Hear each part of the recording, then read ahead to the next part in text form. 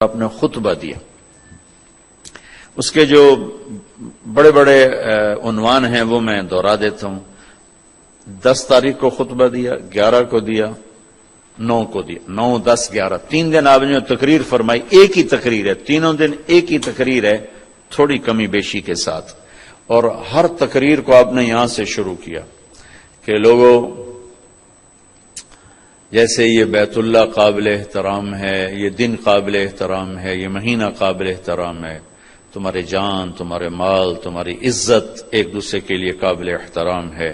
کسی کی جان کے دشمن نہ بننا، کسی کے مال کے دشمن نہ بننا، کسی کی عزت اور آبرو کے دشمن نہ بننا۔ حقوق العباد پر ہی یہ سارا خطبہ مشتمل ہے، عبادات کا اس میں کوئی ذکر نہیں آیا ہے۔ دوسرا ارشاد فرمایا کہ آپس کی لڑائیاں میں نے بند کر دی ہیں، اور سب سے پہلے میں اپنے خاندان کی لڑائی ختم کرتا ہوں۔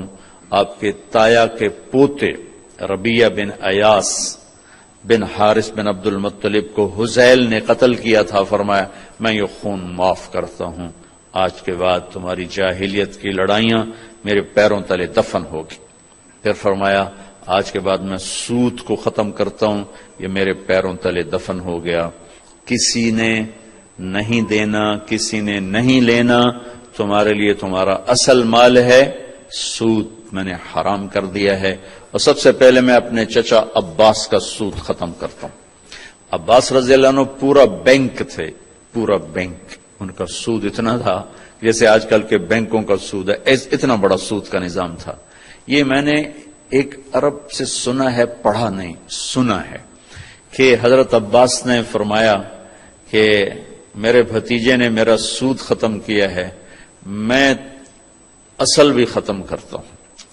اس پر اللہ نے ان کے خاندان کو 524 سال حکومت عطا فرمائی۔ 132 ہجری سے لے کر 656 ہجری تک حضرت عباس کی اولاد نے حکومت کی۔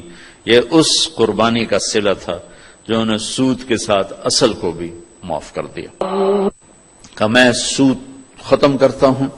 اس کے بعد آپ نے ارشاد فرمایا کہ میں عورتوں کے بارے میں تمہیں خاص طور پہ نصیحت کرتا ہوں، وصیت کرتا ہوں کہ اللہ نے ان کو کمزور بنایا ہے، ان پر زیادتی نہ کرنا، ان پر ظلم نہ کرنا، انہیں ذلیل و خوار نہ کرنا۔ ایک بول پر اپنی عزت تمہارے حوالے کر دیتی ہیں، ساری زندگی تمہارے در پہ گزار دیتی ہیں، تو ان کے ساتھ برا سلوک نہ کرنا، ان کے ساتھ بدتمیزی نہ کرنا، اس کو خاص طور پہ اپنے ارشاد فرمایا۔ پھر ارشاد فرمایا کہ امانت میں کبھی خیانت نہ کرنا، امانت میں کبھی خیانت نہ کرنا۔ پھر ارشاد فرمایا جو کسی کی ضمانت اٹھائے گا پھر اسے وہ ادا کرنی پڑے گی۔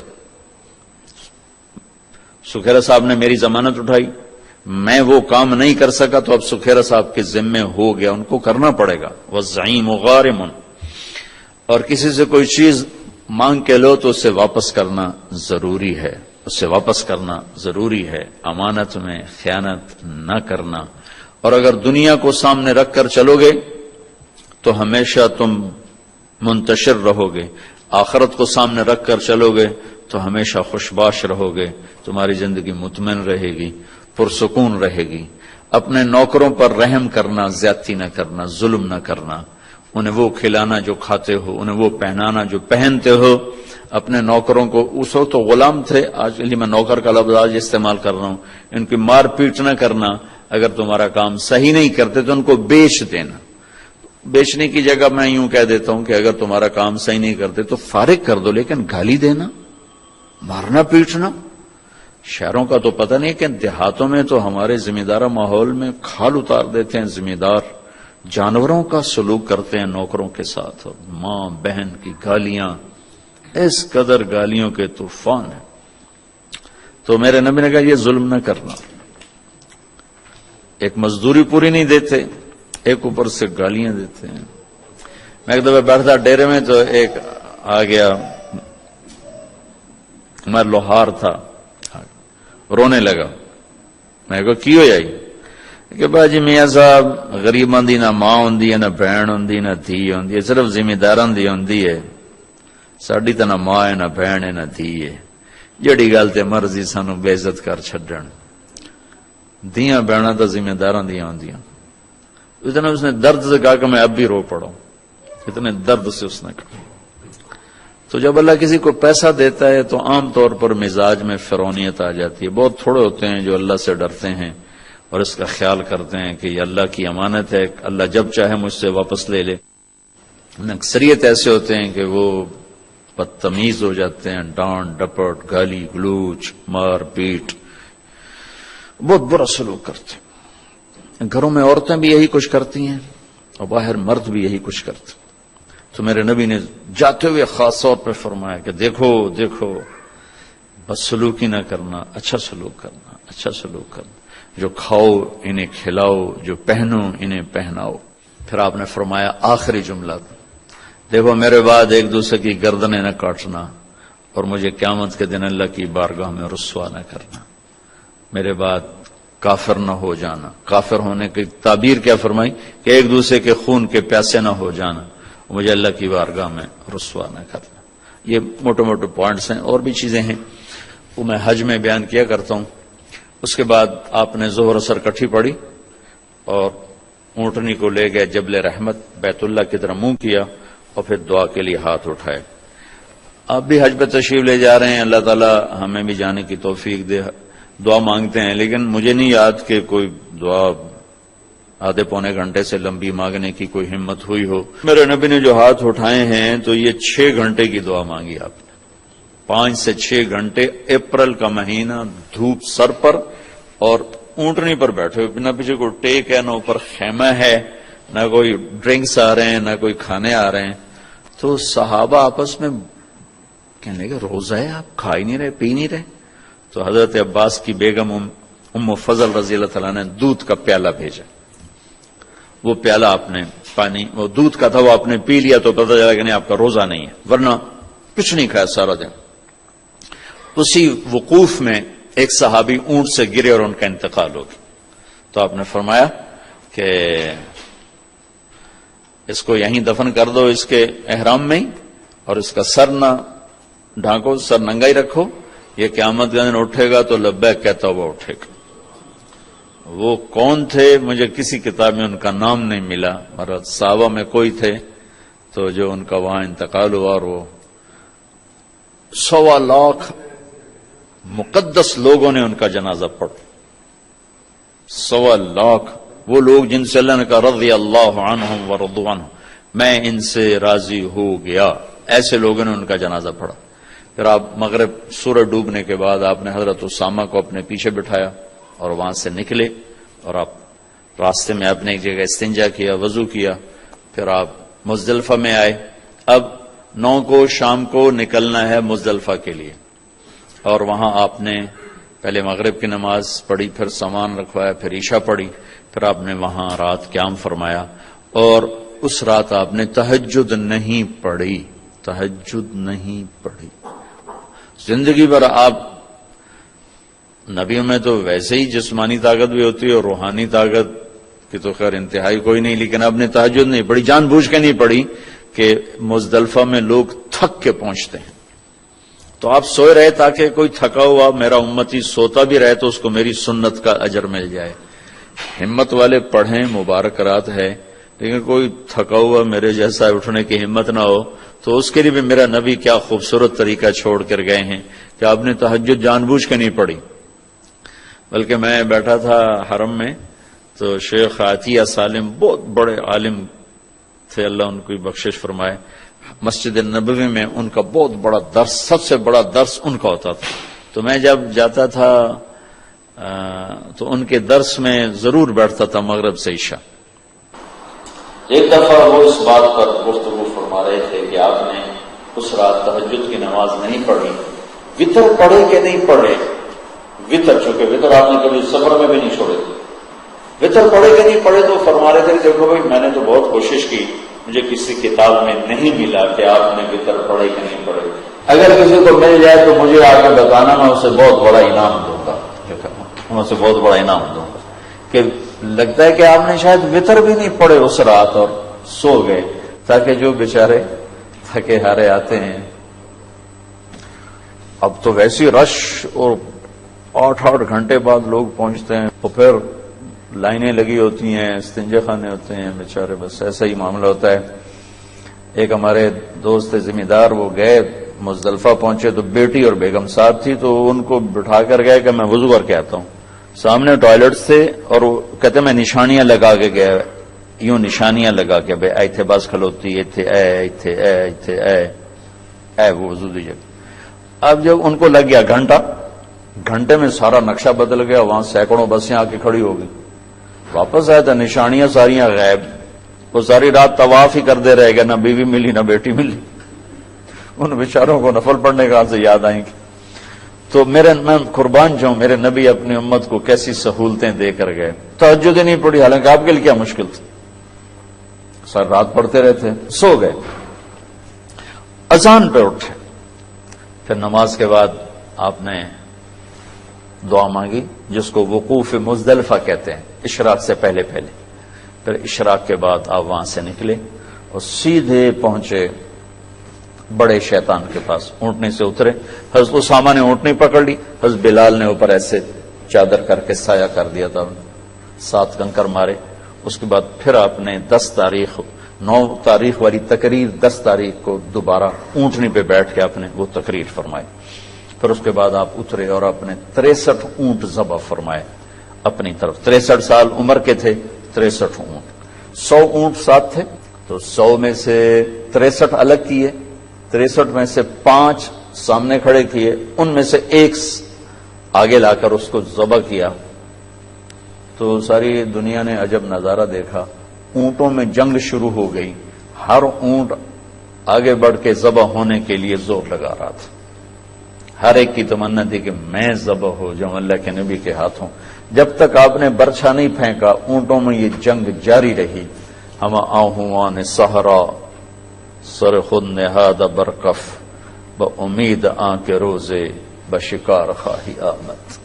نہ شود نصیب دشمن کہ شود ہلاک تیغت سر دوستاں سلامت کے تو خنجر آزمائی. جب آپ نے پھینک دیا برچھا تو پھر اونٹ کھڑے ہوئے سیدھے. پھر آپ نے کہا علی ایک گوشت کا ٹکڑا لے لو اور دیگ پہ چڑھا دو، اور باقی سب سے کہو جو لے جانا چاہے لے جاؤ.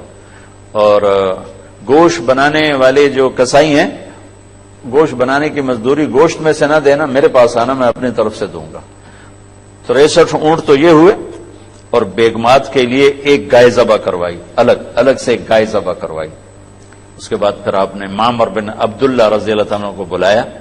یہ مکہ کے تھے، ان کے سامنے بیٹھے، سر کے بال منڈائے.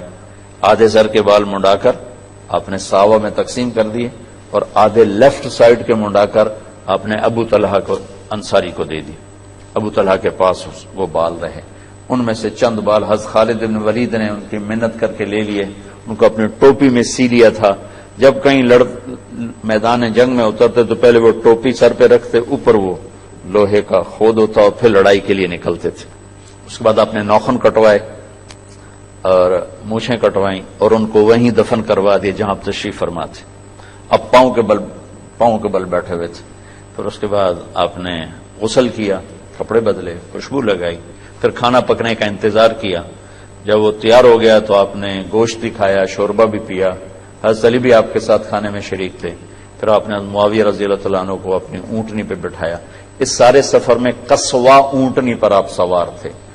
اب آپ نے اونٹنی تبدیل کی اور جدعا اونٹنی منگوائی، اس پر سوار ہوئے، مکہ تشریف لے گئے، جا کے طواف زیارت کیا. یہ طواف آپ نے کیا اونٹنی پر بیٹھ کر، چونکہ رش بہت تھا، اور وہ دور سے استلام فرما رہے تھے، دور سے وہ لکڑی کے سجوں کر رہے تھے. تو اس کے بعد پھر آپ نے 2 نفل پڑھے، اور یا زور کی نماز وہاں پڑھائی یا زور آ کے آپ نے مینا میں پڑھائی. دونوں روایت موجود ہیں. 11 تاریخ کو یہ سورت اتری، اذا جاء نصر اللہ والفتح، یہ سورت اتری. اس میں اشارہ تھا کہ میرے نبی آپ کے جانے کا وقت اب آ چکا ہے. تو اس خطبے میں بہت جوش تھا. آپ تشریف لے گئے، آپ نے کنکر مارے، اور پہلے دن 10 تاریخ کو تو ایک ہی کو مارتے ہیں، پھر 11 کو تینوں کو، پہلا پھر دوسرا پھر تیسرا. اور مارنے کا مسنون طریقہ یہ ہے کہ بیت اللہ لیفٹ پہ ہو اور مینا رائٹ پر ہو. یہ مسنون طریقہ ہے. لیکن اب چونکہ رش ہے تو جدھر سے بھی جگہ ملے وہی مسنون ہے. امام ابو حنیفہ رحمۃ اللہ علیہ سے شخص نے کہا جی نہر میں نہاتے ہوئے میرا منہ قبلے کی طرف ہو یا میری پیٹھ قبلے کی طرف. وہ کہنے لگے بھائی نہر میں نہاتے ہوئے تیرا منہ کپڑوں کی طرف ہو, کہیں کوئی چور اٹھا کے نہ لے جائے. تو آج کل کنکری مارتے ہوئے یہ نہ دیکھو قبلہ کدھر ہے مینا کدھر ہے, یہ دیکھو راہ کتھو لبتا ہے, جتھو راہ لبے اتھو وڑ جاؤ. تو خیر اللہ آل سعود کو جزائے خیر دے, جو انہوں نے خدمت کر دی ہے حرم کی, پچھلے 14 صدی میں ایسی کسی نے نہیں کی. اب جس وقت بھی چلے جائیں موقع آسانی سے مل جاتا ہے کنکری مارنے کا. تو آپ نے 10 تاریخ کو تو ایک ہی کو کنکر مارے تھے, پھر جب 11 کو گئے تو پہلے کنکر مار کے پھر آپ نے دعا مانگی. یہ دعا تھی کوئی پونے گھنٹے کی دعا مانگی آپ, پھر دوسرے کو مارے پھر پونے گھنٹے کی دعا کی, پھر تیسرے کو مارے پھر دعا نہیں کی. یہاں دعا کیوں نہیں کی کہ یہاں جگہ تنگ تھی, اور پھر وہی بات آ گئی کہ تنگ جگہ کی وجہ سے کھڑے ہونے پر رش اور دھکم پیل, تو آپ نے دعا چھوڑ دی, عمل چھوڑ دیا, اپنے ساتھیوں کو تکلیف سے بچایا.